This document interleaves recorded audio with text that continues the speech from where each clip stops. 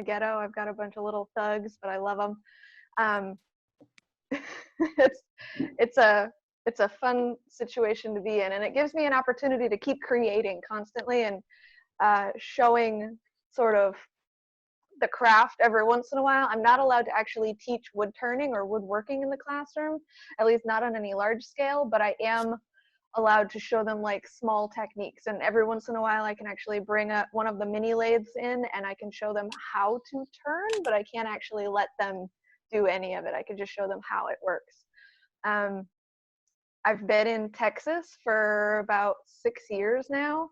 It's hot and kind of miserable. Like it's 1:30 p.m. right now, and it's up in the 90s, I think, right now. And it's hot in the shop. So if I'm getting kind of glistening, forgive that. It's just boiling out here, and I don't have AC really anywhere right now. But yeah, that's kind of the backstory of me. I have 7 lathes right now. I'm actually looking, this is the first time I'm actually looking to get rid of one of them. It's one of the larger ones that I have, but I've got at least a temporary replacement for that right now. So I just need to get that out of the way because it's just taking up space. So yeah, I don't know if you guys have any questions or how the rest of this is supposed to work. I could just kind of show you around if you want. It's strange just looking at me and not looking at everybody else. So I'm gonna see. Can I change no the format view so I can... whatever you want to do. So okay. I don't know. What do you guys want to see? Do you want to see the actual shop, or do you want to see the lathe room? Because I've got both. I could start in the shop. Yeah, that's fine. Well, I've got a visitor. Do you want to meet McNeil? Yeah, why not? Yeah? Okay. He just walked in.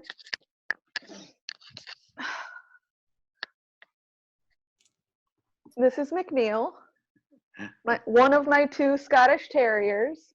He's the one that's actually okay being helped. That's the other one. That's Thor with his thunderous bark. But I live here in Texas with my 3 dogs, my 1 fiance. I was supposed to get married in 2 weeks, and that's not happening anymore. So let's just start the tour of the shop so I don't have to think about that. All right, let's see if I can flip the camera around, and I'm not sure. Oh, I can. Hold on. All right, can you guys see okay? Yeah, looks fine. Yeah, okay. All right, so here they are still invading the shop. Well, let's just start where I'm kind of sitting. I've been doing a lot of work with skateboard material, and nobody's actually seen my collection of skateboard wood until today. You guys are the first to see the whole collection of the wood that I've got. All 4 of those bins are full. These are the leftover skateboards I haven't processed yet.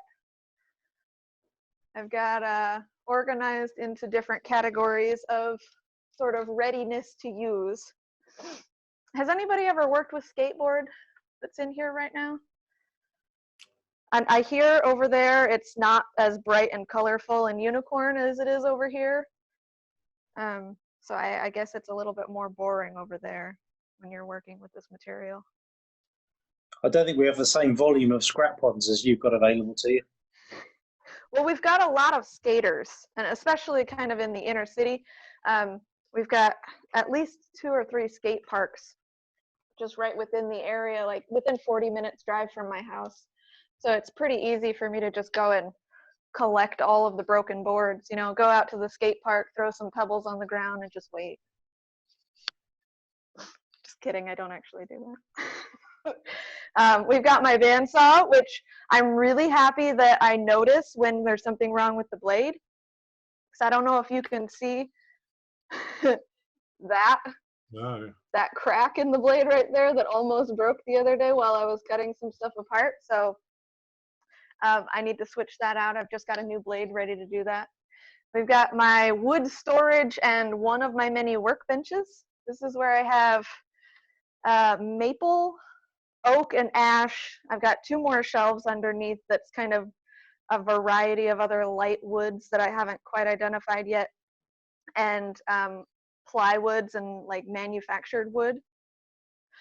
This is actually really nice. When I go outside to do any carving, any like large scale carving with an angle grinder, I have this portable table, and it's got kind of ridges on the back that hook on to some sawhorses that I have. So all I have to do is just set the sawhorses up, and the table sort of hooks onto it really nicely. It ends up being a really nice sturdy table for carving. I've got all my clamps ready to clamp anything down that I might be carving.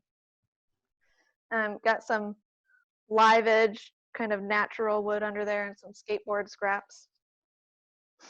Nice disc sander. I actually just invested in another disc sander, a really small one, just so that I can have kind of a higher grit or a lower grit on that one, a higher grit on the other one. It's still in the box over there. And then I've got one of the lathes. So this is the first lathe that you guys are seeing. This one I got off of a friend. He used it as a finishing lathe, so it's kind of a mess. But every time there's a really nice day out, I like to bring kind of my carving table out into the driveway, and I just like to turn outside every once in a while. And that's really the one that I just keep out in the garage so that I can do that easily. Got more wood storage. Oh, there's one of my little spidery guys. I know Pat mentioned that I'm make a couple of creatures and things. So more wood storage. I've got exotics on the top, cherry, mahogany, and then the bottom two shelves again are walnut down there. And then I know when I was on with Pat, what was that, last week? I mentioned that I've been doing some resin casting, quite a bit of it. I know it doesn't sound like very many of you are very interested in that, but I am. So I'm all set up to do resin casting. I've got my Binks pressure pot, which is amazing, and I was so lucky to actually find this one.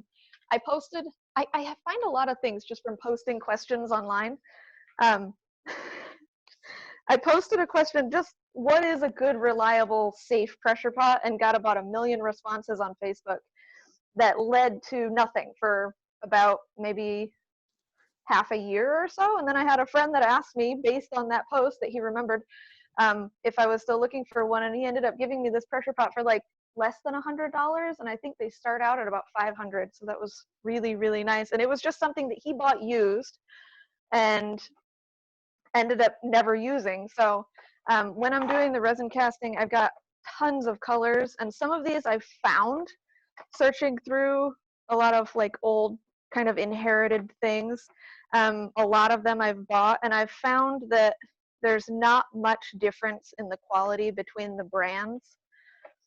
And this is a cool one. If you haven't seen what I posted recently, I've been doing a lot of resin and wood pendants that you'll see when we go into the other room. And this one is some cultured opal you can get from Easy Inlay. And it is just so cool the way that it looks, although cutting it is kind of a pain because it is opal. So it's cutting into a stone essentially. So it's kind of rough on your blades. It feels like, and it kind of smells like cutting through glass. I don't know if you cut glass every once in a while, but got my molds down here. I do a lot of tubes and things, and then this whole box is full of just things that I've cast, and I'm ready to turn. I just haven't gotten that far yet. So these are just colored resin. Let me turn on another light so you can see a little bit better. Those are just colored resin that I'm using for some kind of multi-pour things, like that little guy up there. He's poured in about 3 different pours. So that one was fun. It was to make a little character that I have a YouTube video out for recently. And then the other ones are just kind of simple pours with a couple colors and some burl. I just made an ice cream scoop out of the other half of this blank.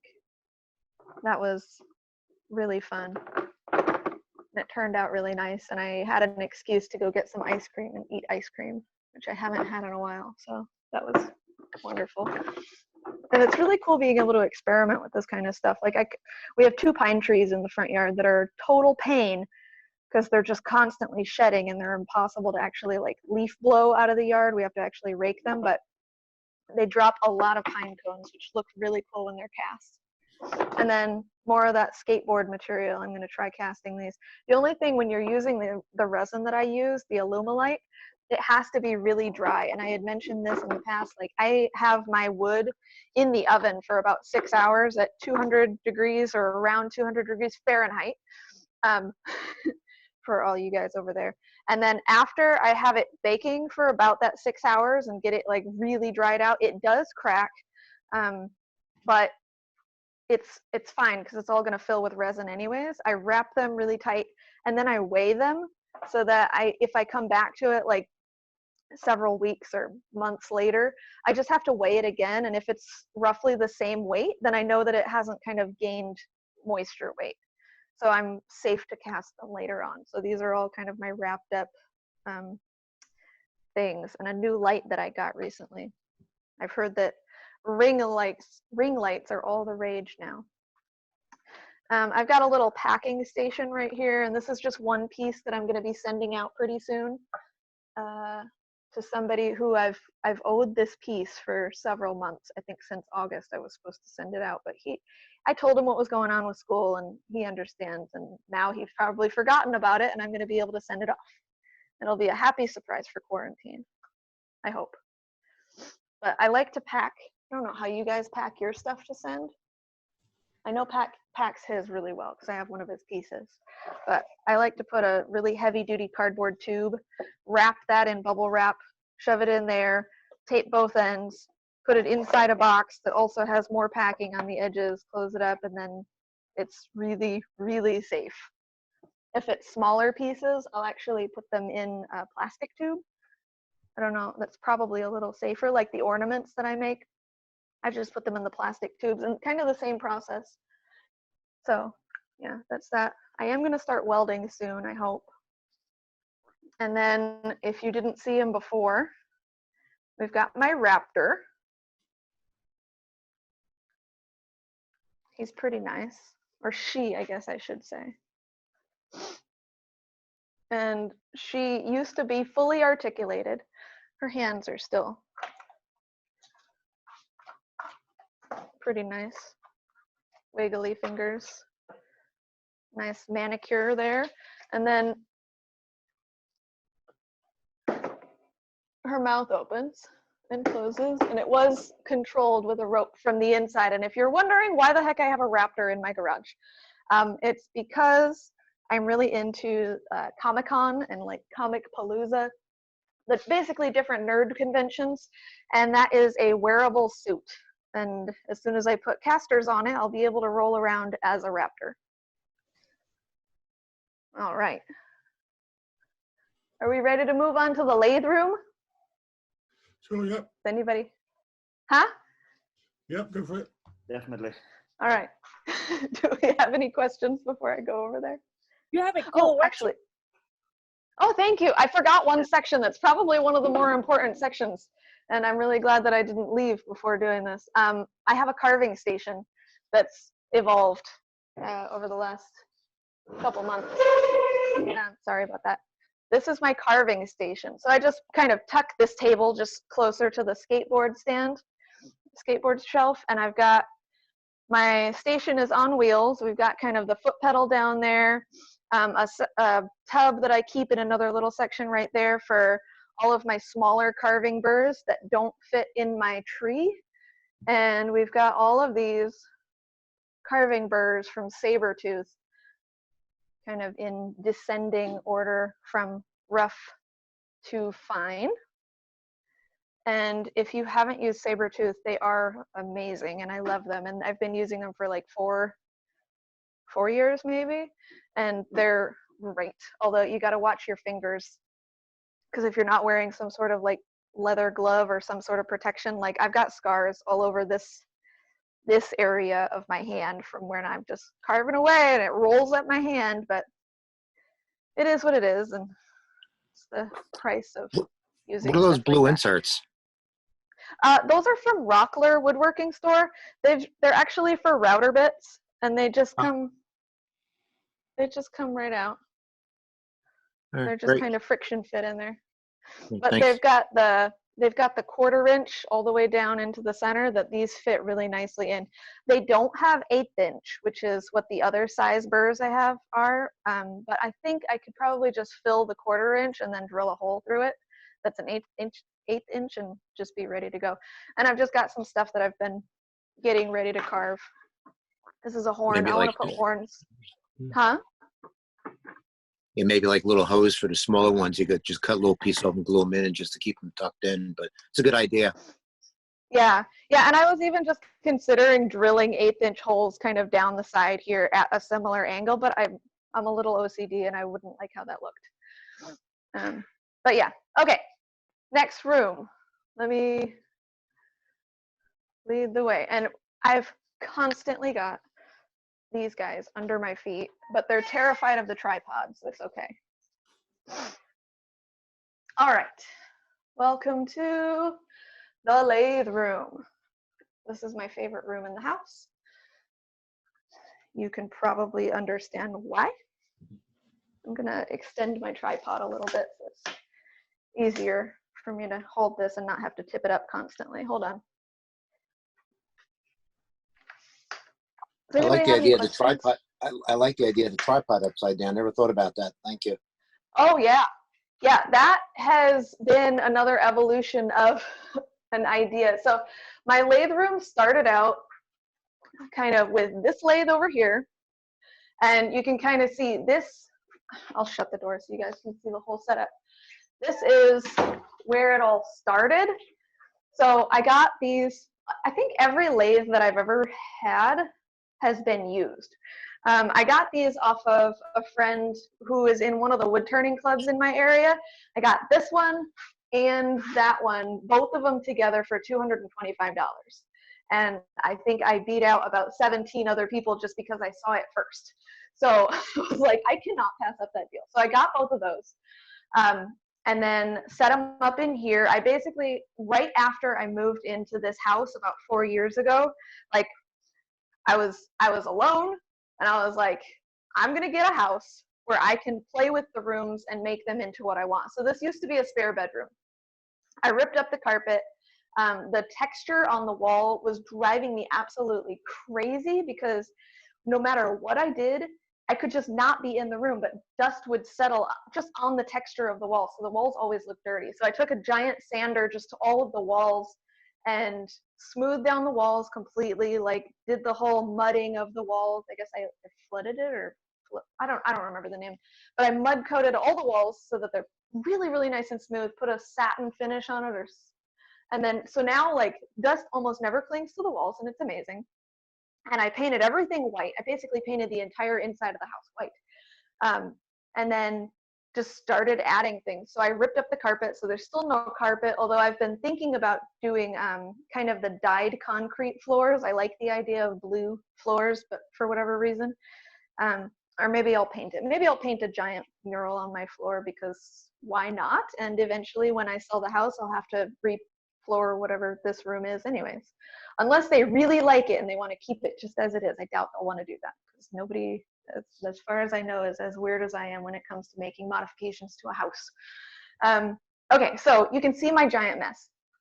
So this is where it all started. And this is where I built my first stand and everything to go with it. And kind of what started me on this process was I built this arm. And while it was a really nice arm that articulated really well, if my phone was on it for a long enough period and it wasn't tied up by this string, the arm would start to kind of slowly sink and change angles and it would drive me nuts. But I attached the string and that helped. And then I was just like, this is just in the way.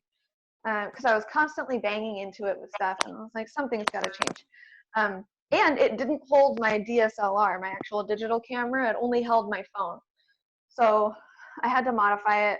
And then I found that the tripods, let me just turn you around real quick, have that hook on the bottom. I don't know if you work with tripods very often, but they have a hook.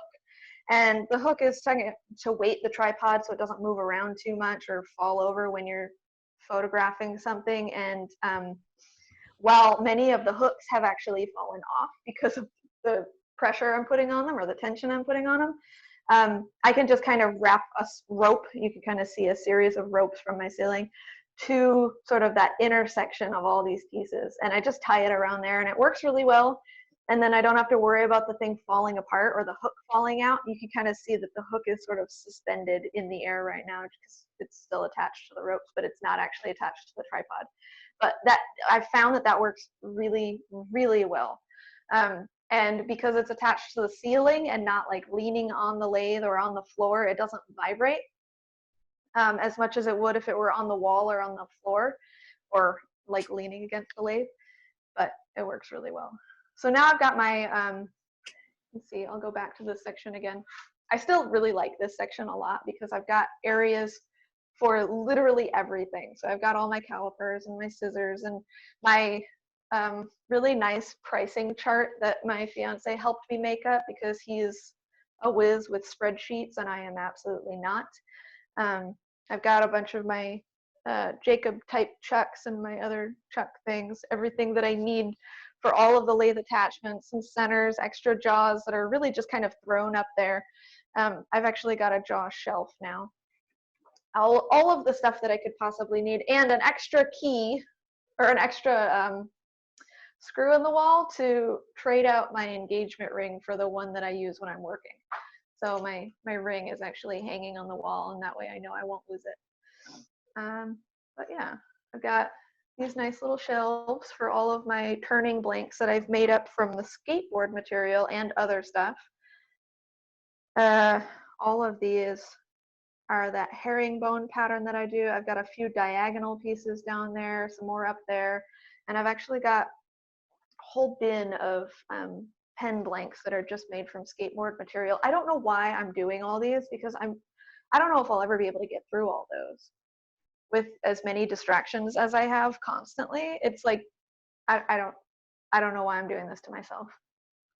And then those screws that are underneath the shelves, they used to be for all of my sandpaper, but I don't know if you saw, I have a new setup for my sandpaper that works a lot better because they're actually oriented so that I can just pull the sandpaper out rather than having to take it off the wall, pull it out, rip it off, put it back on. So this works a lot better. And like I said, I've got my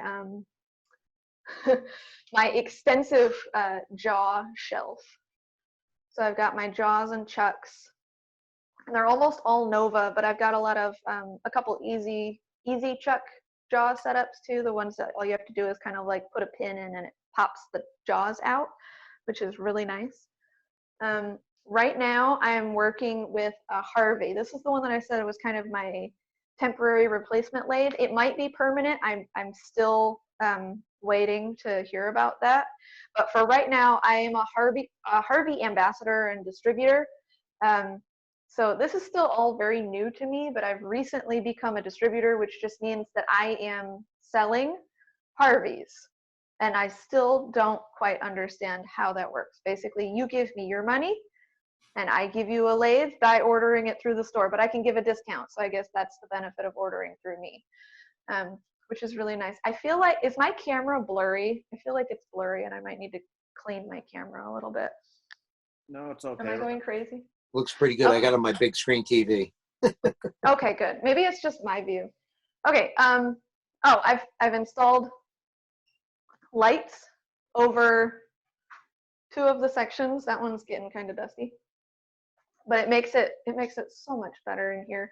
Right now I've got just kind of the window open and the main light on, but you can see kind of the dramatic difference that it makes over the lathe. It's amazing, and I would recommend this to everybody if you haven't already done that. I just ordered 4 of them off Amazon, and I put them all over the place. Like, I think I've got 3 of them in the shop right now, on the outside shop, and 2 of them in here, and I really need one over this section because that corner, even though it's really close to this light, is exceptionally dark.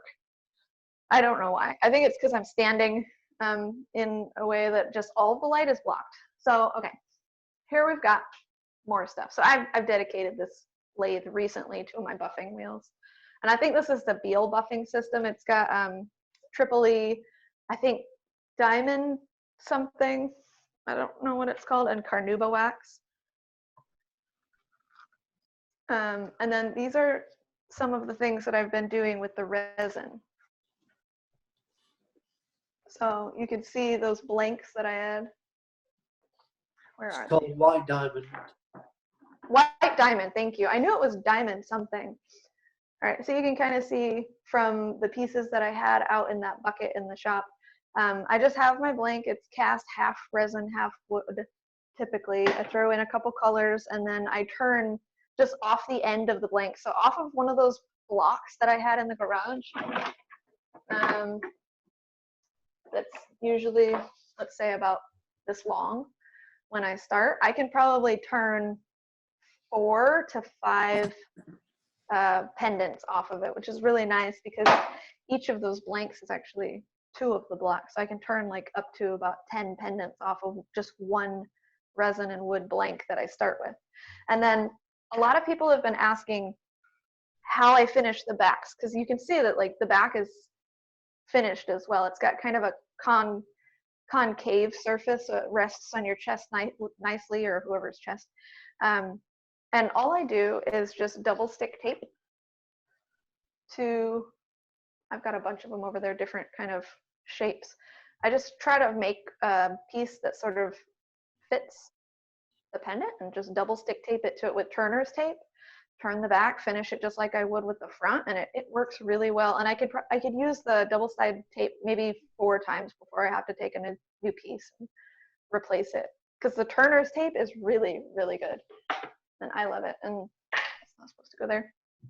That's how I finish the back. And I've got kind of, this is my bowl of pendants that I have to just finish the backs on. I've already done the front, and then I've got another bowl of pendants and body parts that I either need to finish the front or the back or something.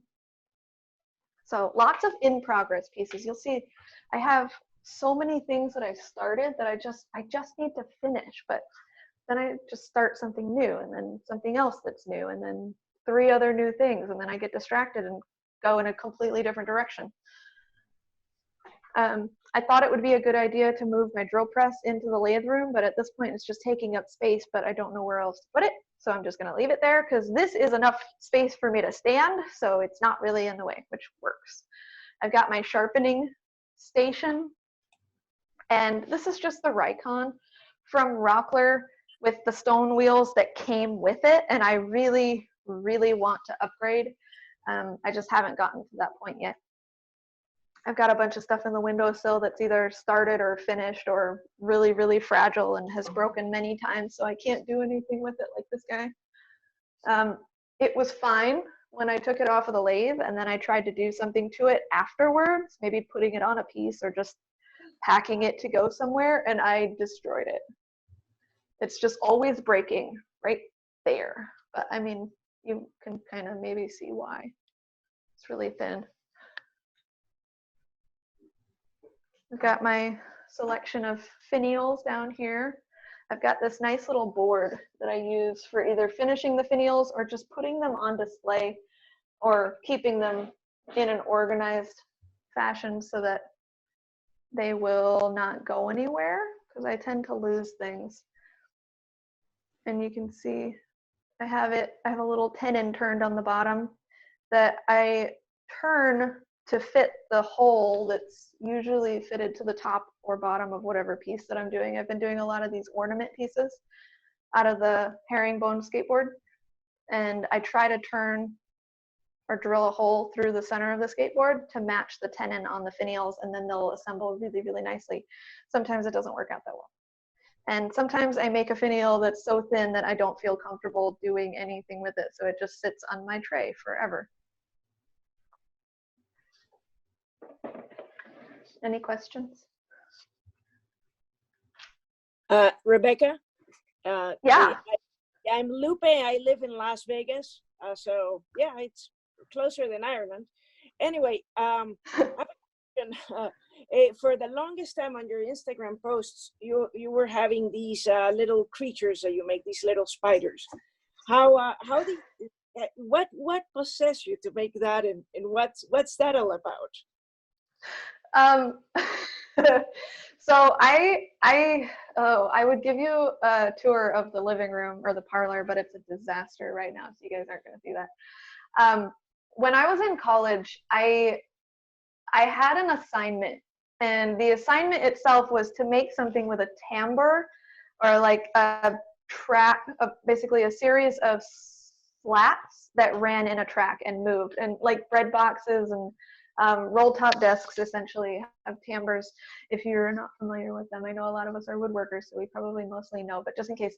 And so it was essentially a series of strips of wood that run in a track, and that was the only requirement for this assignment. And I was like, well, that is so boring. Like, I want to make something better than that. And I was already determined to do something on the lathe. So I was like, how am I going to figure out how to make a timbre that goes on the lathe or on something that's turned? So I came up with this piece that by the time he was done assigning the project, I had this sketch that looked like this strange alien cheeseburger thing, and it was just weird, and it was just weird enough that I was happy with it. And it was kind of like, it was a bowl, kind of this shape, but it was like 21 inches across. And the timbre ran around the outside of the bowl, and each timbre slat that ran around the outside had a spike that came off of it, that the spike ended at a different point. So when you're looking at the timbre, the points of the timbre, they kind of wave around the bowl. And then I was like, well, that's kind of brings a little bit more life to it, but how am I going to bring more? So I was like, well, I could not just make it a weird cheeseburger thing. I'll put legs on it. So I designed kind of these like simple legs. They're only about like that long, and they're really chunky. And I just took a solid piece of wood, cut it on the bandsaw, and then just started carving away, or sanding at the time, because I didn't have any carving tools. So I just sanded it into these little chunky legs. And after I made that piece, like I spent a month on the piece, just getting it to a point where I can turn it in. And then I spent like 4 more months just sanding it so that it was like at that point that I really, really was happy with it. And then I fell in love with the whole process. And during finishing that piece, I was invited to my first college exhibition. It was Furniture as Danger, and it was me and I think 3 or 4 other people that were in the sculpture and functional art program at my school. And I was like, furniture as danger, what am I going to do with this? And I was able to make, I can show you this piece because it's in the kitchen, and the kitchen's not as bad as the as the parlor. So I still, if you're understanding me, I have a lot of my pieces from way back when, either because I couldn't bear to part with them, or I know I wasn't the best person at making things at that point, so they're not the best quality. But here, I'll show you this one. Hold on, you get to see my ceiling for a second. There we go. So the second piece that I made just for that show, this is it. Wow, that's and pretty. Got, I don't even know how many spikes.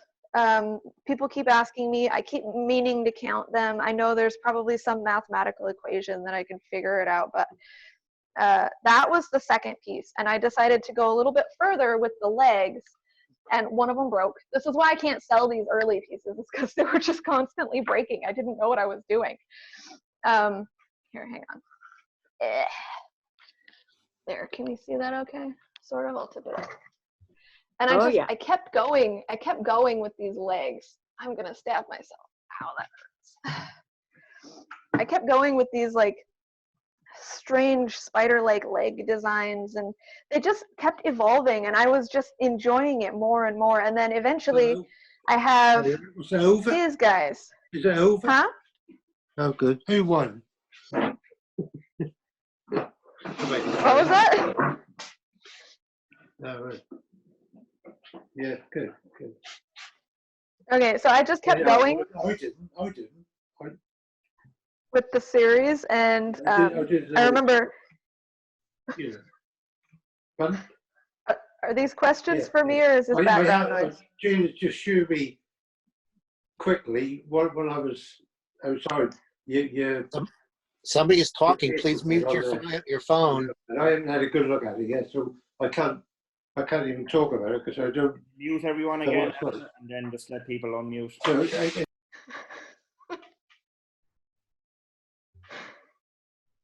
Okay, can you guys hear me still? Yes. I hope. Okay. All right. That was. I didn't know what was going on. Okay, so the same teacher that kind of challenged me to make that timbre piece. I didn't know how to make more kind of extreme segmented legs, and so I was like, how am I going to do this? So I just took kind of a cherry dowel, and I can actually take one of these out if you want, because again, like these early pieces were so poor. I just started kind of cutting them at the angle I wanted and then gluing them together. And I was like, hey, Bob, is this going to work? Bob was my instructor. And he's like, not for long. Because it was just end grain to end grain at the time. And I was like, okay, well, what am I going to do? He's like, well, you could put a spline in it. You could pin it. You could do this. And I was like, that seems like too much work. And the piece that I was making at the time wasn't this one. It was another smaller one. Like, I was like, okay, sure, whatever, dude. And I went on my way and I made a bunch of legs and I didn't do any of those reinforcement techniques that he suggested. And then I dropped one of them and I lost all the pieces. So I was like, okay, maybe I will listen to you, Bob. What was that again? And continued just making more of these legged pieces. And I fell in love. This one was in the centerfold of our college magazine that came out, I think, twice a year. And so I've got that piece, and again, I cannot sell these things because the number of times that those legs have broken off is ridiculous. But I've learned from all of those experiences, and I've ended up having kind of many different processes that I use to reinforce them. They're usually splines, just because I really like the way that it looks. Okay. If I go through the other part of the parlor, it's not going to look as much of a mess, but I can show you. Just don't pay attention to all my excess groceries and my random stuff. So we've got this over here. Lots more legged things and stuff. It's impressive the kind of experiment with wood and the sculpture. Yeah, it's a lot. It's a lot of fun. So this is that piece.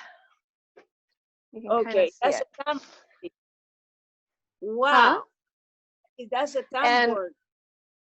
Yeah, so this is a timbre, and there's 80 different slats in the timbre, and it opens, and it's a whole ball, and you can't see what's around the outside, which is what makes it so cool. Because, are you ready? Yeah. Are you sure? Yeah. That's amazing. How in the whole world do you fit those little in that slot? Well, hold on. I'm gonna have to hold my phone because I can't get to the angle that I want to get with the tripod. Yeah, you don't have an option tripod in the parlor. Okay, so these are my legs. Cool. And these are the timbre pieces. Oh, and you can see, so it's one of the pieces, it's canvas backed, and at one point it ripped. And I think it's just because the glue is old and it's getting kind of frail. Yeah, but when did you make it? When? How many years ago? It was in 2012 that I finished it. Oh, so that's like 8 years old. Yeah, the canvas will wear off. Yeah, it was actually just over 12 years ago because the show was in April. But it's constructed in, let's see, one piece that was just this bottom part that is flat on the top and has a track that runs in it for the bottom section of the timbres. Another piece for the top, almost mirror image of the bottom, except for the top obviously has a hole in it. And then a centerpiece that, oh, you know what? I actually did a sketch. I did a sketch to explain this to somebody. Okay, bottom piece, just this section flat. Top piece, kind of a mirror of the bottom, and I was reaching, so I wasn't drawing it very well. And then a centerpiece that is just connected to the top, kind of comes in to touch the bottom, and then attaches back to the top again. And then these two pieces, the bottom and the middle, are screwed together and then hidden underneath the legs. So that's why you can't see any of it. Middle is what keeps the spacing for the tambour. Yes. The slice. That is pretty clever. It was a process, and like I said, this is why it took like a month for me to actually finish this thing, which I mean isn't a lot when you're thinking of like the time to finish a project. And like I said, it was like 3-4 months just of sanding all of these individual pieces after that month, after the project was turned in. But like during the course of time, I kept going to my instructor and I was like, Bob, is it possible to do a is it possible to do a continuous timbre that doesn't actually have an opening? Because I think that's a lot of what he was thinking people were going to do, was just the timbre that created a box. And I was like, well, I don't want that. I want this. And he's like, you know, it would be fine, but it would take a lot of planning. And I was like, okay, that's fine. I've got all the time in the world as a full-time student doing whatever it was that I was doing at the time. So I was like, okay, yeah, sure. And then Bob, how would it be to add an extension on every single timbre? Because they started out as just little trapezoids, and each of those spikes was an extended piece onto that. And he's like, well, again, that would take a lot of time, but I mean, whatever, if you can do it, you can do it. I was like, okay. And then how would it be to actually set it into something and have it constantly moving if I wanted it to? And he was like, yeah, that's you're out of your mind. But I just ignored everything he said and did it anyways. No, that's I'll show you real quick. I am impressed at Thank you. For that. Yeah. Rebecca, I remember in 2016 you had that in Atlanta. I actually carried it from the hotel to the convention center for you. Oh, that's right. The fear of the face that I would drop this was just mad. Because you didn't know what was inside at that point, did you? I could see where you were working. So, yeah, it is a spectacular piece. Yeah, I have to say, to see it in real life. Thank you. I forgot about that. I remember meeting you, and I know that you helped me carry a box. I just didn't know what was in it.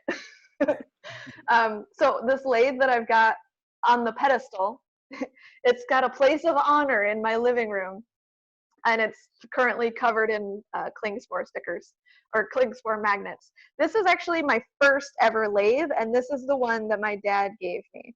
And that's why it's got its place of honor. How many of you guys have a lathe in your living room? Probably not many. Thing. You're such a geek. That's awesome. I really am. I mean, I'm a geek and I've got random stuff on display in my house. Well, like I said, when I got my house, I was like, I'm going to do it the way I want, and nobody is going to tell me otherwise, because this is my house. Like, what are you going to say? You can't do that? Yes, I can. So this is the one I got from my dad that I think he got when he was a teenager. I think he said he was like 17 when he got his first lathe.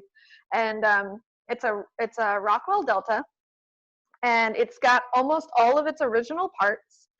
And I've got the manual for it somewhere, but it's just got a place of honor in my heart and in my house, just because it's something that my dad has been doing forever as well, and then I took up because of him. And it's ended up being this passion that I don't know what I would do if I didn't have this in my life. So it's been such an experience, and all of the people that I've met because of this hobby, passion thing, whatever you want to call it, has just been life-changing, and the support from the community is just amazing and unreal. And I don't know what person I would be if I didn't have this. So for that, I'm grateful, and for my dad, I'm grateful, and for everybody in this community, I am just so incredibly grateful. So yeah, that's basically my shop and my backstory and a lot of my pieces and my disaster of a house.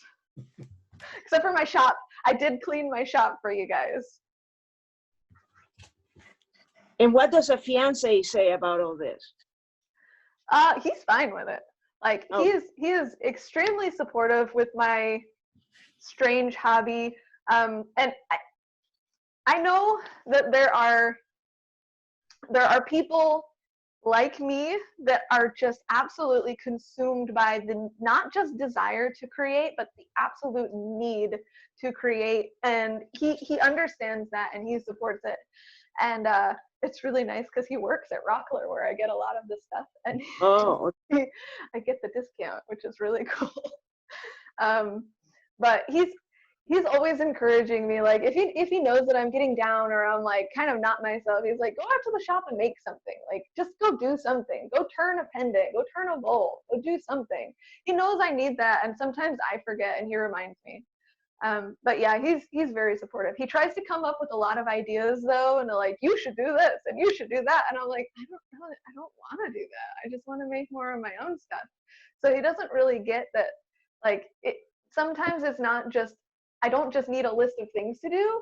I need to actually find something that sparks that creativity and that like inspiration that drives me to finish a piece. But he tries really hard. good. And he doesn't do any of it either. Like he's turned maybe like twice in his life, and one time was because I forced him to do it, and the rest of it he's just like, like that's your thing, this is my thing, like just. And it's nice because we're not constantly like in each other's spaces. Like it would drive me absolutely nuts if he was out here all the time. Like, because I need my space. I've taken over a whole 2-stall garage and an extra spare bedroom in the house. And it's like, if there was somebody else in here with me all the time, I think I would probably punch him in the face. I don't think I can handle that. But so it's nice. We have our separate things, and I think it's a good partnership to have, that I get that support, but I also get the space. Mm-hmm. Yeah. Good. Yeah. It is good. Going back to your lathe in your living room, Rebecca, as you know, we're on lockdown as well. I'm waiting to collect a treadle lathe. I think it's 1800s. That's going in my living room and I collect it. So you're not alone. Is it going in your living room? Yeah, that's a room for it. So. That's awesome. Yep, perfect piece. Is it going to go on a pedestal? Oh, well, if need be, yes. Yeah. It might even be functional. But... That'd be so cool. Oh, that's awesome. Yeah, I think out of all of the people I know, I am the only one with a lathe room in their house. Unless people just aren't telling me, and I'm really not that uncommon. Lathe room and a lathe in the living room. It's like, why doesn't everybody have that? It's gotta be just you. I've got a lathe room in my I think house. it is. My lathe is kept in my house. It used to be a kitchen when I moved in, but now it's my workroom. But I don't have one in my living room. Oh. Well, that's awesome. And it's nice because you actually get kind of that temperature control in those rooms too. You don't have to air condition an entire garage. You can just kind of focus on one room. That's why I really liked sort of the allure of doing it in a small spare bedroom, is because I could just turn the AC on if it gets too warm in the house. But our AC hasn't really worked for the last couple of years. We had to buy a window unit and stick it in the office where we spend most of our time. So it's hot in here now, but I have these nice large windows that I can just open up if I want a breeze to come through, and stick a fan in there if I really want to. But it's nice having it in the house, and I can just, the hallway gets kind of dusty every once in a while for me walking back and forth from here to the garage. But like other than that, it's really convenient. Like I don't have to worry about going a huge distance or going out to the garage if it is freezing or really hot out there. I can just kind of walk from the office to the lathe room, and then I've got a closet. I've got a couple smocks in there, so I can just throw a smock on and throw all my PPE gear on and just go at it for a little while, and then I'm just strip all that off and go back to doing whatever I was doing before. It's nice. And then I don't get distracted by as many things. Like in the garage, I would get so distracted, like with those tubs of the skateboard material. Like I'm constantly gluing up these stupid blanks that I've just had sitting on the shelf. Like I would just go out there and start gluing those up. I was like, why am I doing this? I've got so many unfinished things to do. I just need to focus. And the lathe room helps me focus, because I'm like, I am in here to turn, and that's it. And sometimes clean if I'm really going out of my mind. Which Rebecca, I scene? can see you've got a load of carbide chisels behind. Have you always used carbide stuff as opposed to high-speed steel, or? No, I haven't. I demonstrated for Easy Wood Tools quite a bit, not as much recently, but a lot, like 2 years ago. and kind of leading up to this year or so. But I've demonstrated for them, so I have a lot of their tools. But no, actually, most of my tools that I use primarily are Thompson. You can see. Oh yeah. Yeah. So I've got Thompson, but I mean, I've still got a lot of more carbide. But if I'm just doing something quick, I'll use my Thompson tools. Yeah. And then whatever brand this is, I don't even know what it is. Record something. Looks like a UK record power. It might be. I have no idea because the name's all scraped off. It But is yeah, a record power, I can tell you. just okay. Well, that's good to know because I keep claiming it as an unidentified roughing gouge. But yeah, I have a lot of carbide. I know that there are some things that are easier to do with carbide, like the finial pieces, the little guys, to get under here at this kind of undercut. I can't do that with a traditional tool without getting a catch. So I like to use kind of the diamond tool to get in there at that angle so that it sets nicely on whatever piece I'm adding it to. And then there's other things, and I do all of my hollowing, like if I'm doing a little hollow form or a box, I do that with carbide with the hollowers up there. But then like spindle turning and stuff, I'll use pretty much traditional tools for all of that. So I mean, they have their place, and I enjoy having them because it makes a lot of tasks so much easier and more accomplishable. Also, I like to I almost dropped that. I like to do a lot of kind of inviting friends over to my house. Like I've got one friend, she might still be on. Is Courtney still on? Maybe she's hiding.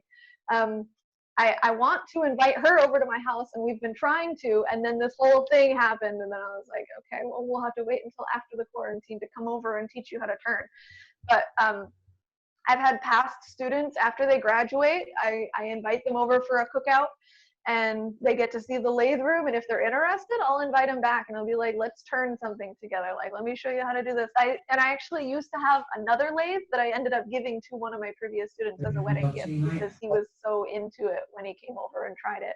And and then I just randomly got this ornament in my mailbox. I was like, is somebody stalking me? And then I got a note from him. So no, he just asked me to pull a cowl on. Background noise is back. God damn, bloody hell. Yeah, what? There you go. He had somebody there. I have a question. Where in Texas are you? What city? I'm in Houston, or like just north of Houston.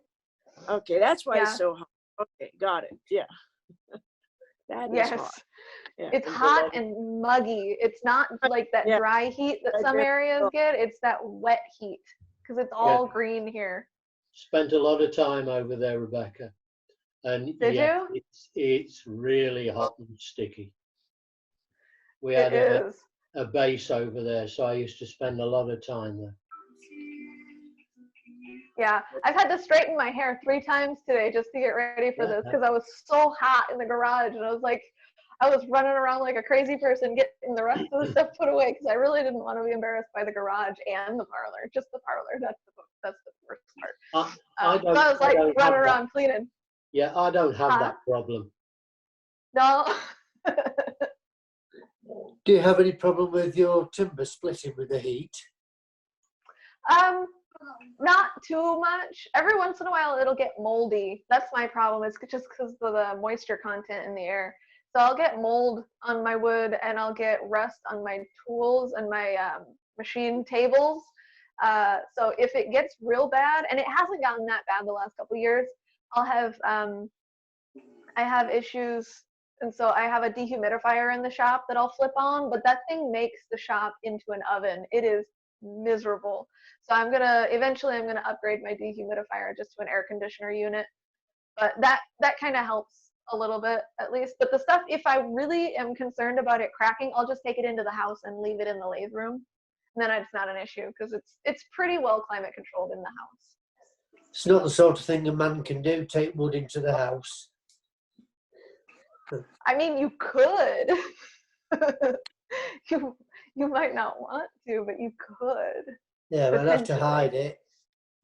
I'd have to hide it for health reasons. My wife would kill me. I'm sorry. I guess I'm lucky. But I honestly, like, the house, when I bought it, I was like genuinely searching for a house with a big garage, a lot of bedrooms so that I could transform one of them because it was one of my goals, and a giant backyard for my dogs. So, I mean, it's not huge, but it kind of ticked off all of those little checks that I was looking for. It works. So am I It to works for me. understand? Oh, sorry. I was just wondering, like, nobody else has, like, my shop is in my basement. So I just have to trot downstairs. So nobody else seems to have an indoor lathe room except you? As far as I know, I don't know of anybody that's actually like transformed part of their bedroom, kind of part of their house, into a lathe room. I know of people like just kind of renovating their garage, and that we don't have basements down here either because of I think it's because of flooding issues. So Oh, I'm up in Canada, so we all have basements. Oh, okay. See, I'm from Michigan, so we all had basements and like bomb shelters and all sorts of different storages like that. But nobody has basements down here, so it's in the shop or you build a shed. Okay. And those are really the other options. No, in the house is way better. It really is. It's so nice. And it makes it almost like sometimes it's too easy to go out to the shop because I'm supposed to be doing other things sometimes, and I'll be like, but it's right there. It's right there and it's comfortable. You're not the only one with a workshop in the house. My wife does enamel, and her workshop is one of the rooms in the house. I get sent outside, but her workshop's in the house. Well, that's nice. Yeah, The as I said enamel just now, stuff my sounds cool. workshops in my house as well. In fact, when I moved a few years ago, I moved to a house specifically so that I could convert one of the rooms to have an indoor workshop. Going that's outside to my awesome. garage in the winter when it was freezing cold just was a non-starter really. So I'm indoors with central heating. Great. Yeah, that's awesome. See, you and I are on the same mindset. We need to have something that you can actually do that with. I know right, that yeah. the next house I buy, it's either gonna have the same situation where I can do that again, or it's gonna have a separate building that's dedicated just shop space. But I'll still probably keep a lot of the stuff in the house anyways. But yeah, that's basically me in a nutshell. I don't know if anybody else has any other questions.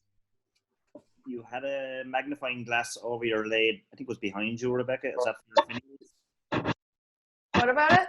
Is that for when you're doing your finials? Yeah. So I've found like the really, really tiny finials that I do. It's hard. It has a light on it. I'm aging. My eyes aren't as good as they used to be, and it makes me as well. it makes me feel really old when I find more gray hairs amongst the purple, and when I can't see my finial details as well as I used to be able to. And I've only been turning finials for a couple years, and now I'm like struggling to see what I'm doing. And that could just be because I'm trying and I'm challenging myself to turn a lot smaller and more tiny details, or it could just be that my eyes are failing me and it's terrifying. So I bought this so that I just wasn't putting as much strain on my eyes, and it's on this little like swivel arm, so I could just throw it out of the way if I want it to. I do need to get something on the wall so that I can clamp this over the other lathe, because that's the one that I've been using more often. But this one's still really nice, and it's kind of set because it's belt driven. It doesn't have a variable speed other than the 3 belts settings. It's set on as fast as it goes, so it's really nice for finial turning. So every once in a while, I'll just come back over to this lathe if I've already got something on the other one, and I'll just turn something on this one real quick. Like, it's really nice if I'm doing a box and I've got a lid and they're on one piece is on the chuck over there, and I need to make sure that I make the lid, and then I can part the lid off, tape it to the box, and then finish it while it's still on the other chuck on the other lathe, if that makes sense. So it's nice having kind of the two to go back and forth between if I need it, or just this one to play with stuff. But yeah, the magnifying glass is really nice, and it's super magnified. I don't know if I can get you to actually see it. Yeah, it's really good. It's something I may consider actually. I wear jeweler's glasses doing some of the finer finials, but it's just not the same. I think that's a better idea. So Yeah, it's nice. I would recommend it. And the light is really nice too, because even with the big light up top, like I still sometimes block it by leaning over the thing. So it's handy. okay, thank you. Yeah. Rebecca, Oh, and this is really nice too. Have you guys seen these? You know what that is? What's that? It's a little steady rest for finials. So Oh it's my just a more it's Here. a Morse taper. Somebody had this 3D printed and they gave it to me. It's a Morse taper. So it fits into a live center or a tailstock, and it's, I guess, waxed string, and you Dental just kind of floss. like something like that. But I guess you can use it use dental floss as replacement for this. I think this is more of a natural fiber. Like I feel like this is some type of body part, but you just kind of like wrap it up so that it's not super tight around the finial, but it'll hold it pretty well, and then the end of the finial just stays put right in the center. It's amazing. That is very clever. That's like holding a trembler or something, but it's really tiny. It's like, yeah, a little thing. That's pretty cool. Yeah, no, it's great. That's worth the price of admission. Seriously, that's a good tip. So where's your 3D printer?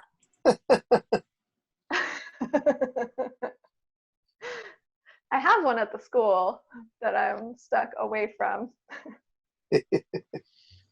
Rebecca, did you use lathes which had the same spindle threads so that you could just swap chucks, or do you actually undo the chuck and move your pieces between the chucks? Well, the mini lathe is 1x8, and the bigger lathe is a 1 1/4 by 8.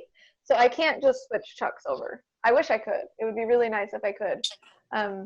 So I've got my Nova chuck that's on the lathe right now is the only one that I have set up for 1 1/4. So it's kind of a pain because every time I want to change jaws, I have to change jaws instead of just being able to swap on a new chuck. Like I have a selection of chucks just to be able to do that, but those are all set to 1x8, not 1 1/4 by 8. You can get adapters, and they also have adapters with Morse tapers in them also. And they also give you a little extension to get away from the headstock. Yeah, and I've got an adapter for the Easy Chuck, the one from Easywood Tools. I just don't put it on that often. So if I really want to, I can. I don't know. I just choose not to recently anyways. I've been kind of keeping the Easy Chuck on this lathe just so that I have it over here. If I really want to go back and forth between jaws, I can just go over to this lathe instead. Right. I like your chuck holder, by the way. It's a good idea. Oh, thank you. They are very heavy. I spent. You're talking about the shelf? Yes. Yeah. This thing? Yeah. Yeah, I spent an afternoon just with some Baltic birch plywood and a pin nailer, basically, and I just put that together.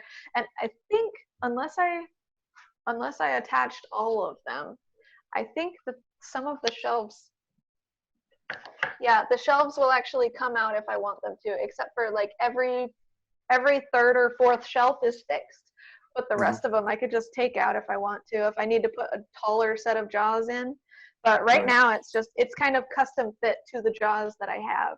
And then like the bottom 3 shelves are dedicated just to my extra chucks.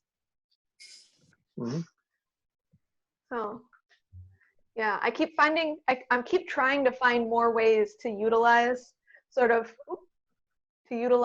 this space and maybe put some more stuff there. But then if I put too much there, I will kind of block access to the jaws. So I'm working on kind of figuring out what else I can do kind of behind the tripod Oh, and this is something I do. I don't know if you guys do this. If there's a design or something that I want to turn, I will put a sketch of kind of the shape that I want it to be right behind the lathe so that I can kind of like refer to that.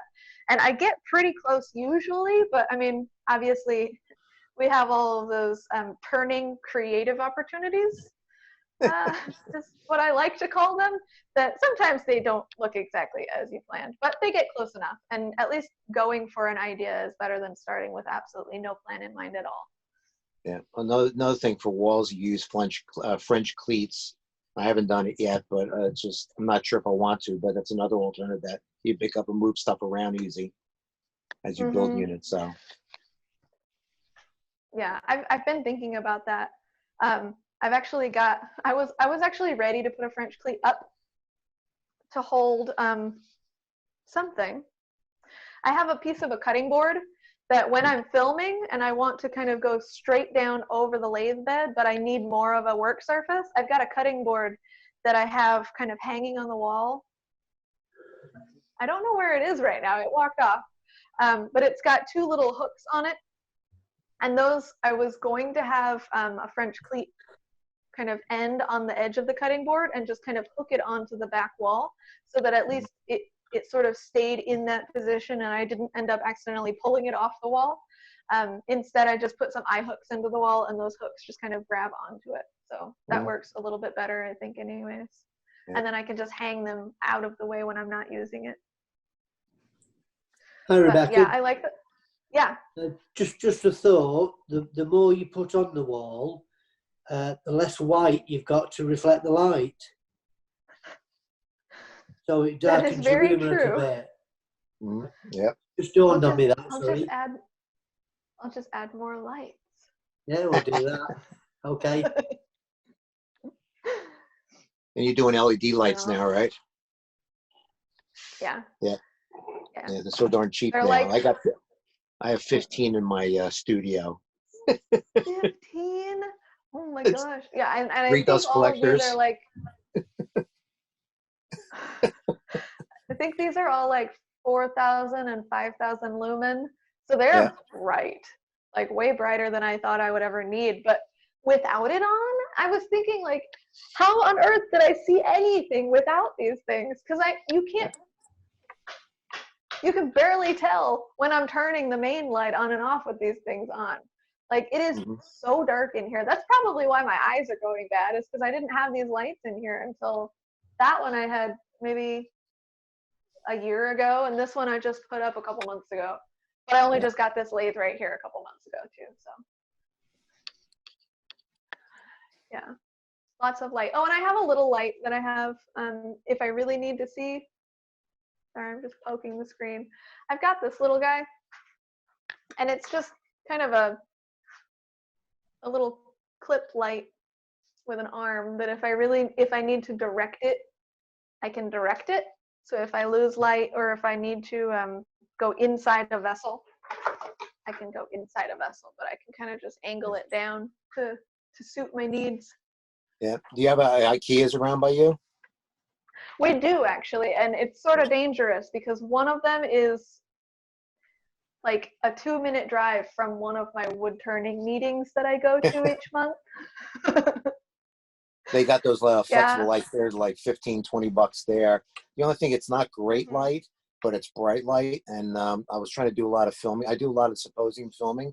I ended up putting a piece of like brown paper over it to kind of diffuse the light on the end, and it made it much more usable. So yeah. Here, I've actually got one on the wall over here too. Little goosenecks, yep. Yeah. Yeah, I got 2 of them. They are nice, and like again, they also have like a nice, if I have it plugged in, they've got a nice little bright light on there, but it's that yellow light, and I really don't like yellow light. Right. Yeah, it's the lower end of it. Yeah, I used to have all fluorescence, high color fluorescence, but I got sick and tired of going out, and I'm not working, and have to replace them. The last time I said screw it, I ended up replacing them all with LEDs at 3-footers. And they were like $20 a piece, you know. So. Yeah, it gets to be an investment. Yeah, you can also, you could always do like spotlights and, for your tasking areas that you need more light. So, yeah. Yeah, I know. I just need to throw another one up over my buffing wheel, and I think I'm good. I've got a couple areas in the garage that I want more, but those areas end up interfering with the garage door if I want it open. But I mean, I've got one above my disc sander, my bandsaw, my 2 workbenches along the wall. Yeah,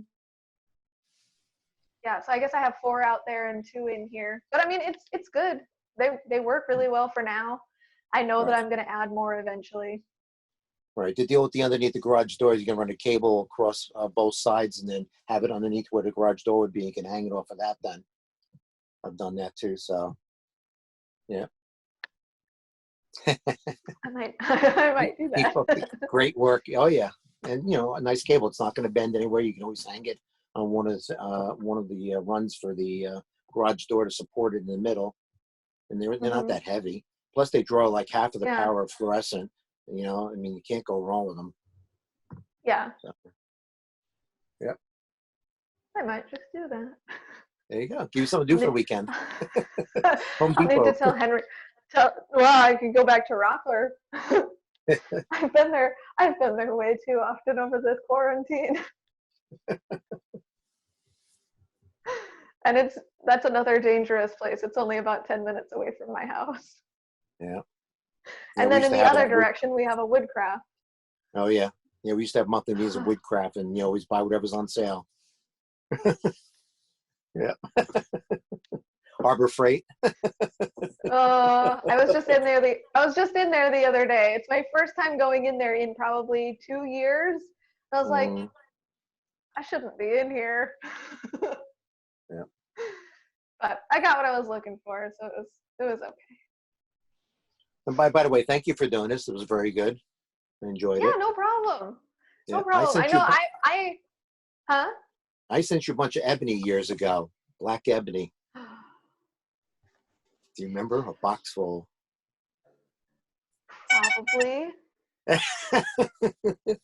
When you first started out, you said, you need wood? And I said, I got some. Cheerio, Rebecca. Thank you very much for a lovely evening. I have to go, I'm afraid. Oh, thank you. Nice to meet you. Good night, all. You too. Thank you. Cheerio. Bye. Bye, Mike.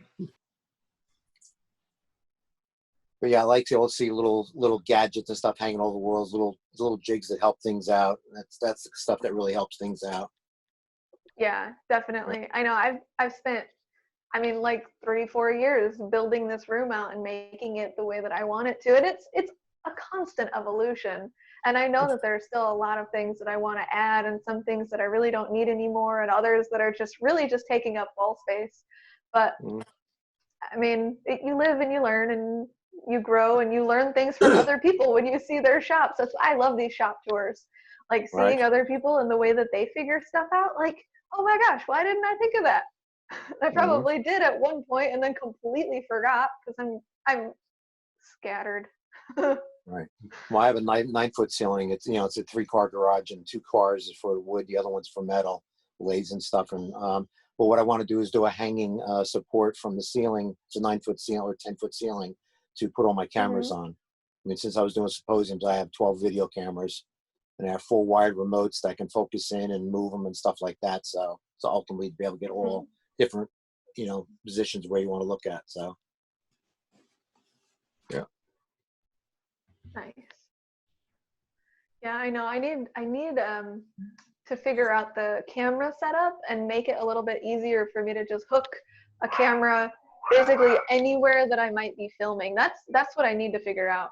But the main issue that I'm having with the cameras in life is just that I don't have enough tripods that fit the camera setting that I have. Sorry, that's Belle. She's being loud right now. Yeah, I ended up buying originally the more expensive tripods, and later on started buying them used on eBay and things. And the reason I stay with all the same brand, that if they break, which they do, you can get parts for them. I'm still able to get parts. Originally they were $150 a piece, but I was starting to get them between 20 and 40, and I've got like 6 or 8 of them now, and that's really helped out. the other thing, like the filming I use is video instead of high def, because you can switch between them. You have a monitor to see what you're looking at, you know, stuff like that. So, yeah. And ultimately trying to figure out how to record it all. Yeah. Yeah, I know. I've been trying to get set up to do some remote demos, and I just ordered a couple things off Amazon. They're like just the little cheapo webcam cameras, and I don't even remember the name, but it's a little white one, and it's only about $30. I just ordered 2 of them. One of them came in, and it's sitting on that table that I kind of started this thing at. And I'm still trying to get set up, but as soon as I get set up for that, and if I can figure it out, I'm going to start doing some remote demos eventually. Right. Have you been talking to Alan? Zandridge? I have in the past, not since all this started, but I've been following the comments he's posting on other people's stuff. Yeah, that's definitely a big help. I mean, he's, you know, we'll end up playing all different kinds of stuff, him and his wife and stuff, and starting that off, and you see some of the other big, you know, Turners doing them now, and staying surviving, you know, and they're all doing good, you know. Yeah. Yeah, no, and it's fun trying to kind of figure all this out too. It's like once I get set up, I'll be set up, and this is kind of the kick in the pants that I need to do that, I think. Yep. So your current work, Rebecca, what direction are you taking now, or are you just constantly, is it resin now your primarily projects, or I'm just having fun with the resin right now. Like, I find it really, really relaxing. Just kind of mixing up something colorful and playful and turning something that's not traditional, I guess. But I mean, I know a lot of the stuff that I'm doing right now is just pendants and earrings and stuff that I'm playing with the resin. But no, I've got several in progress pieces that I'm ready to finish, and I'm so close to having them done. It's just there's some sort of block that's happening, and I'm just having trouble like getting myself to finish those projects. I don't know if anybody else has that issue, not just like starting another project and getting distracted, but getting like to a point where you're 90% done with something and then you just stop working on it because you just lost motivation, or you're worried about finishing it, or something similar to kind of that. But that's where I am right now with like my typical like legged things. Is I've got a lot of them and they're just right there, and I'm having trouble. But I mean, I'm still kind of on the same path. It's just resin is kind of helping me calm myself down during all this, and carving is helping me also keep my sanity, and the unfinished, almost finished stuff is just kind of on hold at this point. So I don't think I'm really kind of transitioning that far away. I just need to kind of take a step back. By the way, your resin stuff is beautiful. Thank you. Yeah, very nice. Your work as well, so I suppose you are able to go from your critters, as I call them, to your resin. So you have a lot of different projects you can step in and out of. So it's good. And it's nice being able to do that, but at the same time, there's almost too many options for me that it's what should I play with today and not finish. Well, it's good when while the resin's curing and stuff, at least you can go do something else, right? Because that does take overnight to cure. Yeah, I give it about 6 hours before I'll take it out of the pot. Mm-hmm. Yeah. So I mean, like from the time that I put wood in the oven to the time that I can cast and actually get it out, it's usually about 12 plus hours. Mm-hmm. So yeah, it's a full day process. But if I really wanted to, I could take it out within like an hour. But then there's some possibility that because it's not fully cured, it might get kind of this like almost like foggy look on the surface where it's contacting the moisture in the air, and I don't want that because sometimes it kind of bleeds into the lower layers of it. So polymer clay, have you played polymer clay? I've got so much polymer clay, and I haven't played with it when it comes to turning, but I do play with it a lot. Tony Rensfield, I mean, I filmed her at one of the symposiums, and I just bought a pen for my mom, 90-year-old mom, just got her beautiful pen, and I told my mom, be careful. You know how much work went to that thing. Every little piece of color is something somebody added. Yeah, I it's know amazing. that it's insane.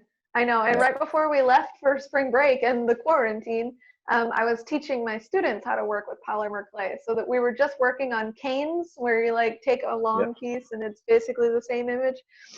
We just learned how to make flowers and ice, and they were looking really good. And then we were going to come back and make a thing out of them, and then we're not coming back. So we just have a bunch of canes sitting in my classroom now. But the clay that we use, it's the Sculpey brand, and it like doesn't dry out. So it'll be good for next year if we still got students coming back.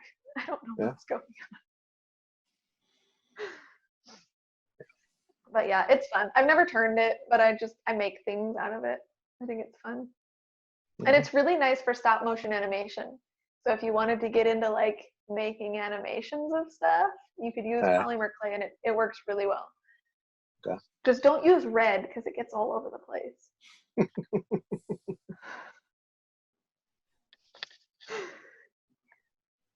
Hey, Rebecca. Yeah. We'd all love a workshop in our house. How do you deal with the dust spreading into the house? Because I can't see tractor in there.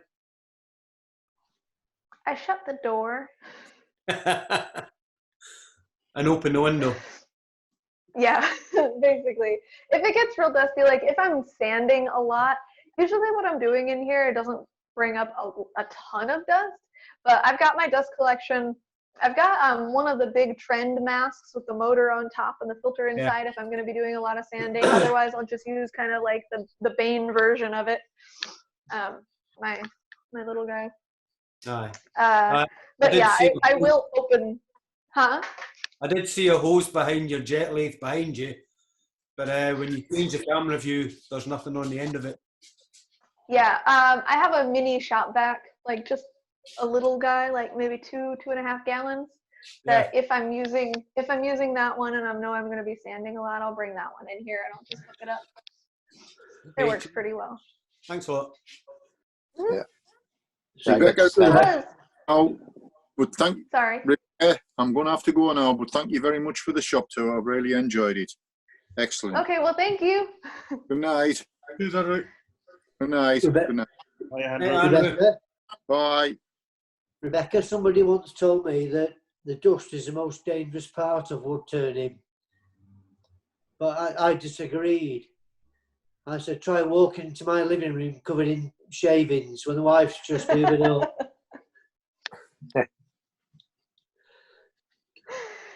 Yeah. But the thing is, I'm the one doing it.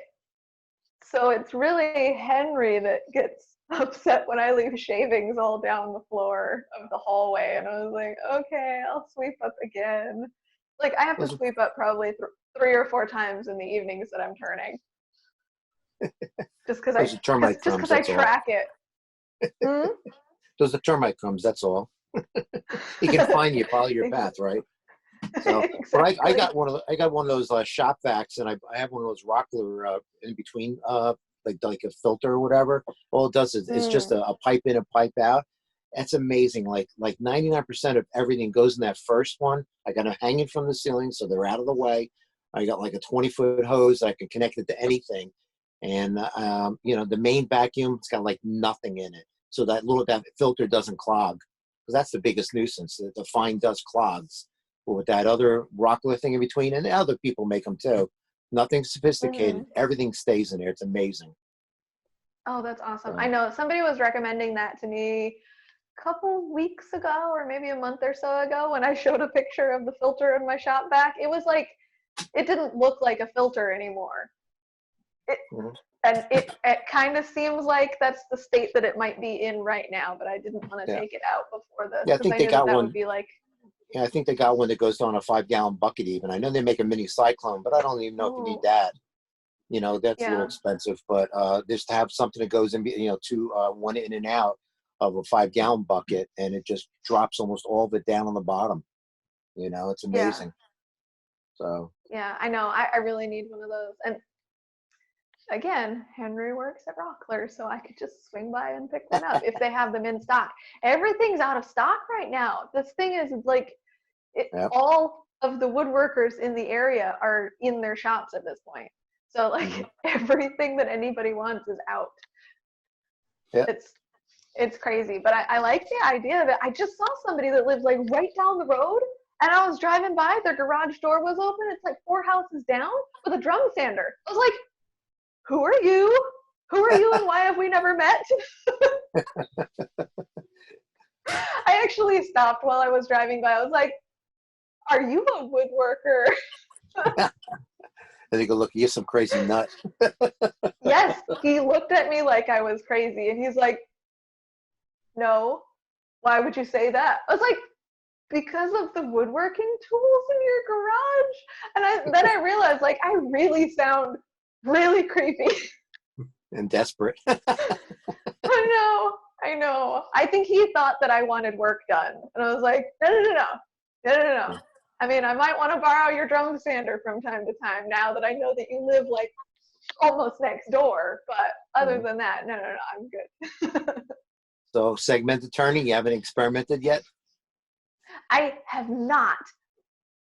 I have stuff to do it. Like I've got segmenting like sleds for both sides of a cut. I don't know. I've got this set where you have like 2 different versions for the right side and the left side for whatever reason. And they're just in the box. I've had them for probably 4 years, just in the box, and it's driving me nuts because I want to be able to start. I don't have a sander to be able to do that, but now I know a neighbor and somebody that lives about 5 minutes away that has one that's like, come over whenever you need it. I was like, okay, I just don't want to impose. Yeah, Bill Smith, and I think he wrote a book too on open segmented turning, and he demoed at one of our clubs. And what he ends up doing is doing 1 layer at a time, lets it the set time for like 5 or 10 minutes. Why you say cut more pieces, but for the demo, obviously not doing that. But once you have it glued, you hit it with a very fine gouge, and you don't have to sand it. Then you do the next layer. So you're not sanding all the time. So there are ways that you don't need other tools to do some, but I've always wanted. I haven't done it yet. I've got a bunch of yellow wood I wanted to make one with. So yeah. That's awesome. See, I've been wanting to play with the skateboards and segmenting with those because I think that would be a lot of fun. I've already got tiny pieces cut up and just waiting to have something done with them, but I don't know. I think it would be, I don't know, it might almost be too busy, but I'm excited to play. We'll start small. Yeah, I know. Do you guys follow Kyle Toth? He goes by Toth on Instagram. He does series of like small vases. He did like a series when he was first starting his segmenting, I think. He did like 100 vases, and by the time his 100th vase was made, like he was so into it and everybody was following along with this process that he already had all of them sold. Like he had pre-orders for the rest of the vases that he hadn't even made yet when he was on like 80 and 90. And it was like, they didn't even care what it was. They just wanted to have one. So he's somebody that I kind of am intrigued by the process that he uses because they're just little. They're just small. Like I could do something like that. I could do that without a drum sander. Like it's just, I could do that on my disc sander. Because if the rings are only this big, I've got a 12-inch disc. It's totally accomplishable. I don't know why I haven't done it yet. One of our guys, he had a machine shop and developed a jig that you put on and cut slices of on a bandsaw. It was a little pricey. It was very pricey, but the idea is that you build the segments and then you make slices of those segments and pieces, and then you glue them however you want. So that's another way of doing it. And you can do it. It's amazing how thin they can be. So you saw those vortex bowls. You've seen those. Those are amazing. Yeah. The kind of like dizzy bowls. Yeah.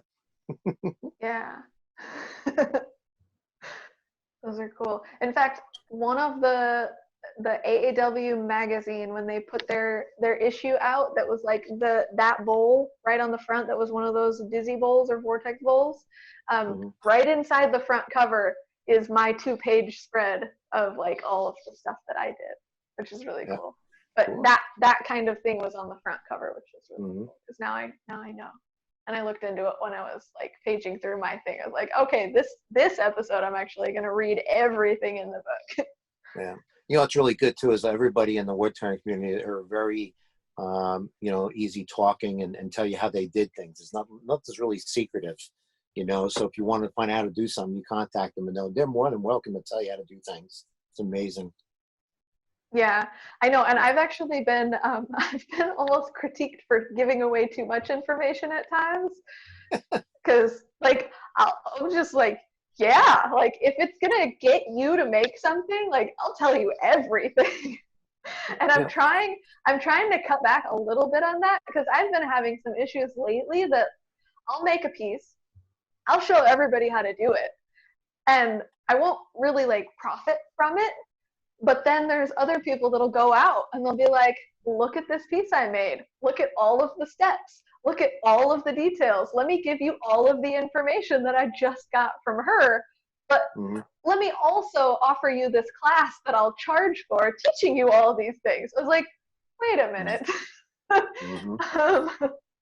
Okay. It's like plagiarism. Yeah, well, that's a big talk about it too. You know, you always want to make sure that you tell people where you learned something from. Yeah.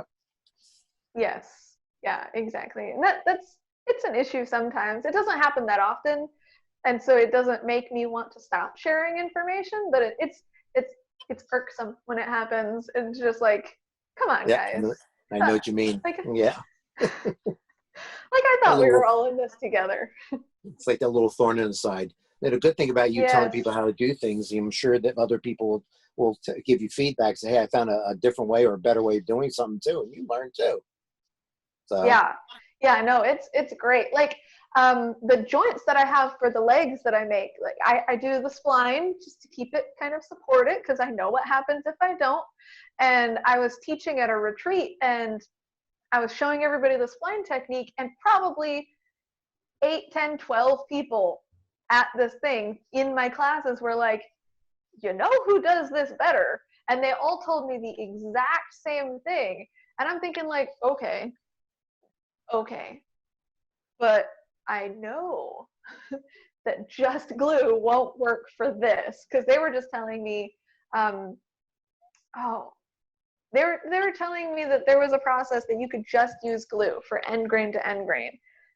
And I know that that doesn't work for what I do because it needs actual support on those joints. It's not just for aesthetics, and it's a strong enough angle that it's not going to stay together.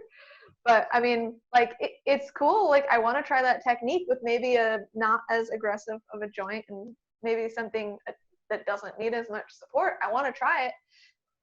Who was it that said that? I don't remember who it was that was teaching it, but it's somebody that I like. That now I'm blanking on the name because I need to remember and now I don't know. But like Michael Hasselhock. Okay. That's if there are bigger legs and stuff, you got the double-ended screw things that you could use. But you know the problem with those is if they don't come exactly where you want, you're screwed. Yeah, you could have a leg. You're bringing it in. Yeah. Oh, yeah. So, but that's where you come down to a dowel or something like that. If they are bigger, you can do a dowel and glue them in, and so or Craig, you can use hidden screw Craig jigs, right? Good excuse to buy one of those. Yeah. I don't know. I really like the way splines look though. It just kind of gives it that added component and that added just extra like visual detail that kind of brings the piece together, especially if I'm doing like an ebonized body for a piece with maple legs, and then I can throw an ebonized spline in there. It just kind of brings everything together. I like how they look, and I don't intend on stopping, but I do also like kind of a through dowel. I've tried with toothpicks, and I do like 3 of them lined up down the joint, and that looks really cool. But if I'm ever so slightly misaligned and like the front is lined up and then the back is like totally off, then it's just, I don't like it. But it's all a learning process, and I know that there are ways to make things like better constantly, but people are mowing their lawn and now it might get kind of loud. I don't know if you guys can hear that.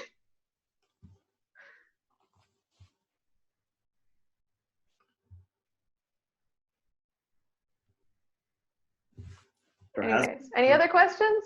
I'm just going to say, Rebecca, you were talking about people copying your work. There was several people copied your work and put legs on vessels and never give you any credit for it. And I know some people did nab them over it, and you know, this is Rebecca DeGroot's work, and they're claiming it as your own.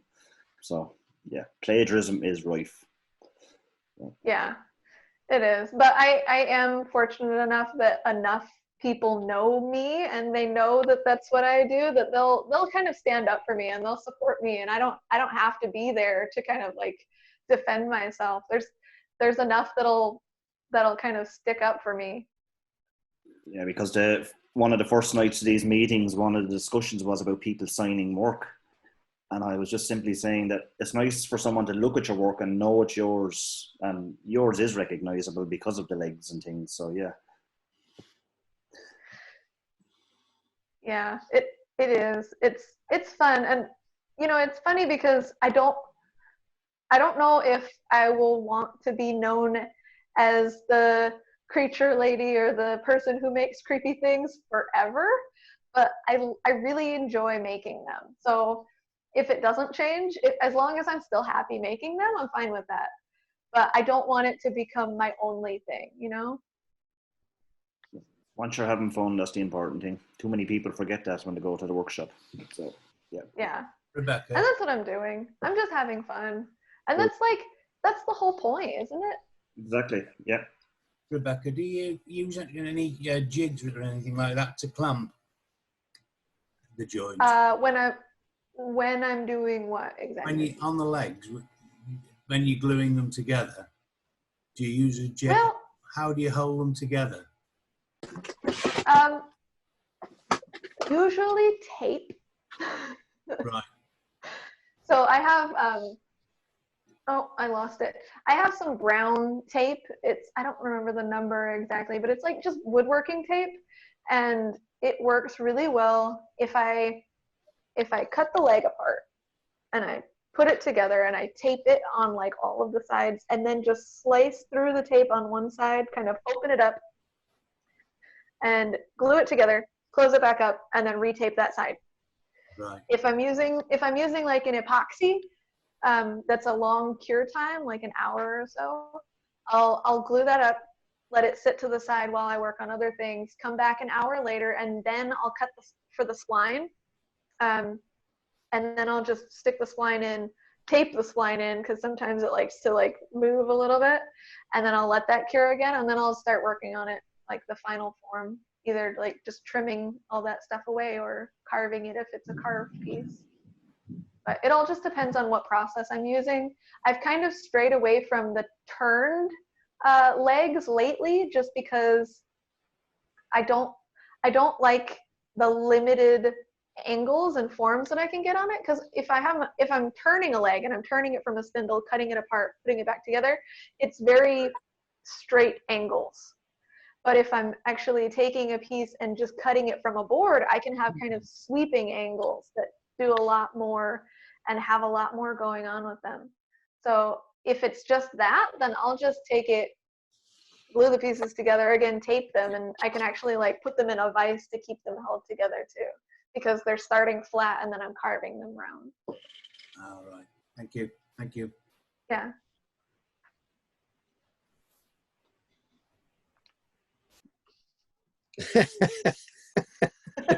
No other questions at this point, Rebecca? You must be getting tired at this point as well. You've been going constantly for 2 hours. Have I really? Yeah, and I'm getting kind of hungry. That's the only thing. Like I haven't had my lunch cheese stick yet. Well, thank you, and thanks for agreeing to do this. It was absolutely brilliant to see into your world of wood turning. So really appreciate you doing that for us. Thank you. Yeah, no problem. It was a lot of fun. We were supposed to in about 4 weeks' time, but unfortunately that's not happening. So maybe next year. So. I know. Hey, Thank you so much. And I'm heading out too, because I have to eat too. It's 1 o'clock here in Las Vegas. So you have a wonderful day. Thanks for the presentation. Well, thank you. Bye, Lupe. And you take care, Pat. We'll see you around, kiddo. Bye-bye. Will do. All right. Bye-bye.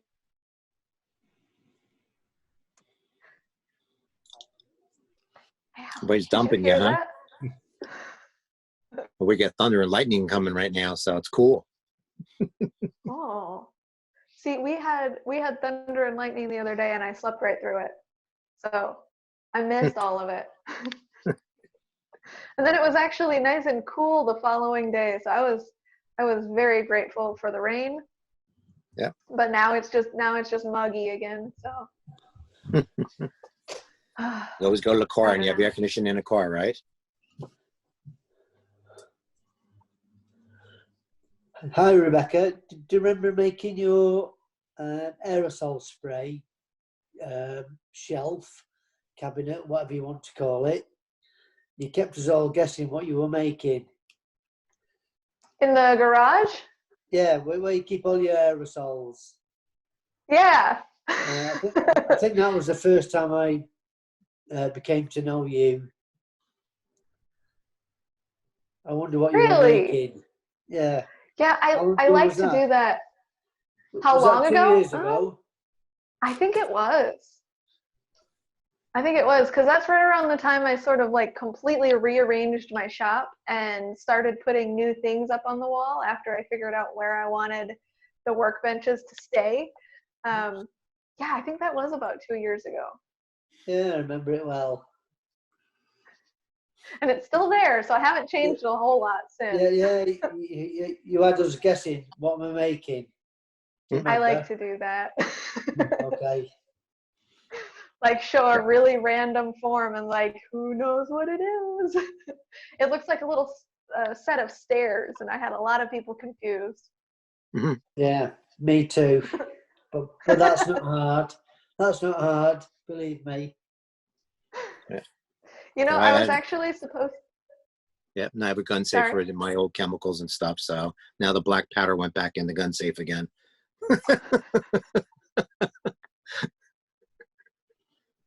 I don't have a gun safe. So you live in Texas, you have a gun in every room, right? Well, yeah, I mean, we have a gun. We just don't have a gun safe. I mean, I don't know. Texas, you're supposed to just sleep with one within reach, I guess. Right. So it's just got to be near you. Or I guess like anywhere you go, it's just got to be within reach. Right. I don't know. Oh my God, it's amazing how fast the guns and ammo sold out down here. Yep. With all this stuff going on. Like, did they think it was going to be a purge? I don't know. Well, the zombie apocalypse, right? Yeah. Yeah. Well, people are going to be out and like exploring and wandering around like crazy zombies soon anyways. I think they're supposed to open up a lot more of the places to the public in the next couple days. I'm not going out. I'm staying here. I've got enough to do. So I'm good not dealing with all that. Are you anywhere near Wendy Nave, Rebecca? She's about 4 hours south. Yeah. She would have a Yeah, great. we don't. She would have a great supply of wood for you with the Texas ebony. Yeah, we don't see much of each other though until like SWAT when she goes there and AAW, and every once in a while she'll show up at one of the retreats. Like there's one that's still scheduled for October that's going to be in Dallas, and she was at that one last year, and I'm sure because it's like one of the bigger ones here, she'll probably be at that one too. And I think last year she brought a bunch of wood to sell. But yeah, some nice wood. You know, I have a piece from her that I have sitting on one of the shelves out there. I still haven't really found anything I really wanted to make out of it. I think it's Texas ebony. Maybe it's mesquite. We have a lot of mesquite. Go for smoking.